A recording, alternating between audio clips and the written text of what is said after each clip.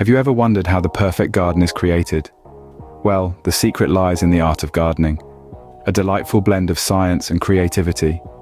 Gardening is more than just a hobby. It's a journey into the heart of nature, a path that leads to numerous benefits. It can be a sanctuary for the soul, a gym for the body, and a classroom for the mind. Understanding the basics of gardening is crucial to creating a successful garden. It's like learning the alphabet before writing a novel. From choosing the right type of soil to identifying the perfect spot for your plants, every little detail matters. It's about knowing when to water, how much to prune, and when to harvest. Gardening is a world filled with colors, textures, and life. It's a world where patience is rewarded and hard work blooms into beauty. Now let's dive into the wonderful world of gardening. Choosing the right plants is the first step towards a thriving garden. A successful garden isn't just about planting your favorite flowers or vegetables and hoping for the best. It's akin to a strategic game, where understanding your garden's unique conditions and matching them with the right plants is key. Take a moment to consider your garden's location. Is it bathed in sunlight for most of the day, or does it linger in the shade?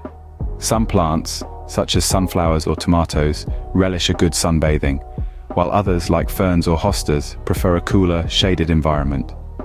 Understanding your garden's sunlight exposure and choosing plants that thrive under those conditions can significantly increase your garden's success rate. Next, consider the climate of your region. Is it a hot and dry desert, a humid tropical paradise, or somewhere in between? Each climate has its own set of plants that have adapted to thrive there. For instance, succulents and cacti are well suited to arid regions, while ferns and orchids flourish in a more humid environment. Then, there's soil type. Is your garden's soil sandy, clayey, or loamy?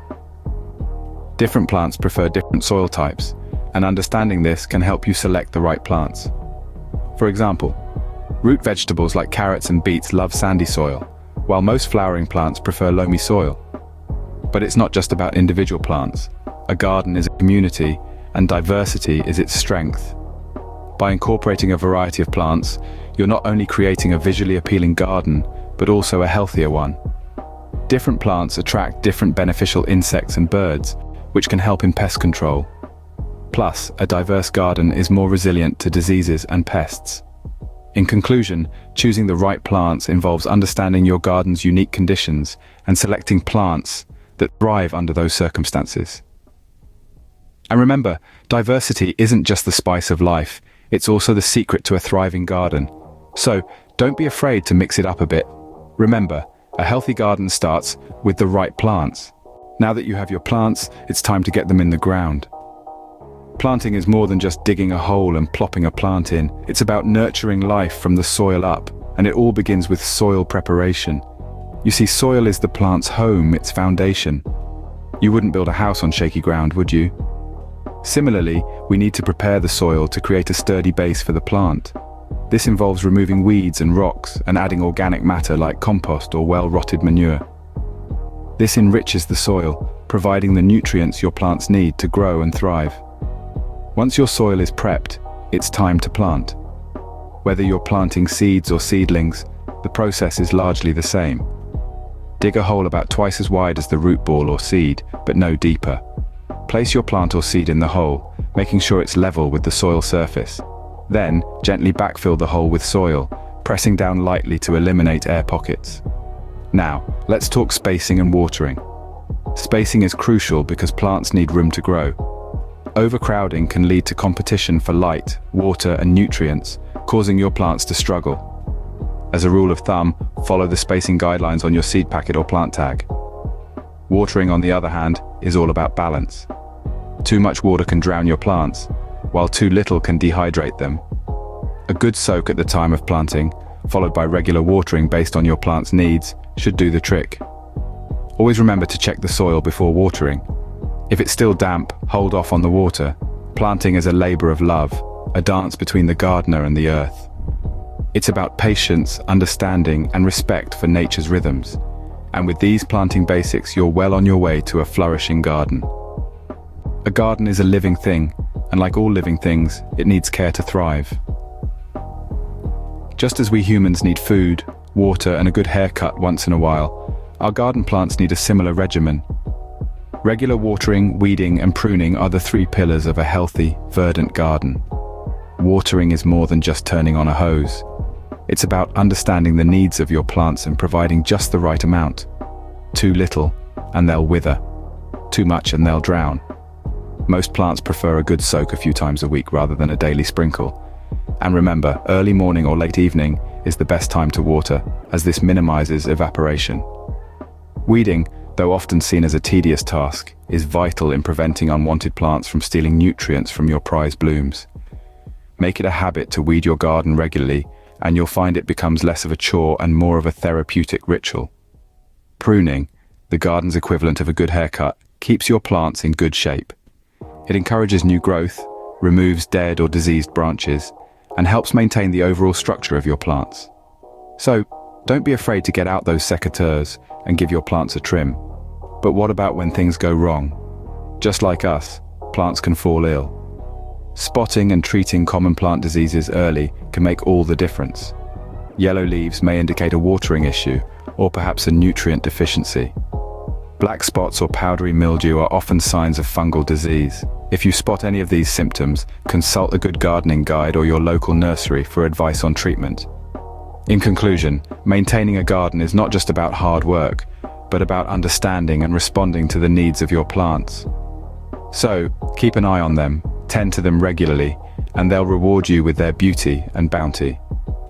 Remember, a little care goes a long way in maintaining a healthy garden. Are you interested in taking your gardening to the next level with organic farming? If so, you're in the right place. Organic farming is an innovative approach to gardening that focuses on cultivating plants in a way that sustains or enhances the health of ecosystems and organisms. It's more than just a trend, it's a conscious decision to cultivate your garden in harmony with nature. So why should you consider organic farming? Well, first and foremost, organic farming is beneficial for the environment. It reduces pollution, conserves water, reduces soil erosion, increases soil fertility, and uses less energy. It's good for us too. Organically grown foods are free of harmful chemicals and pesticides, making them healthier and tastier. Now let's delve into the basics of organic farming. One of the fundamental practices is composting, a process where organic waste decomposes naturally, producing a nutrient-rich soil conditioner. It's a great way to recycle kitchen and garden waste, and it provides essential nutrients for your plants. Composting also helps to improve soil structure, moisture retention, and aeration, which are all vital for plant growth. Another crucial aspect of organic farming is natural pest control. Instead of using synthetic pesticides, organic farmers use techniques like crop rotation, companion planting, and introducing beneficial insects to manage pests.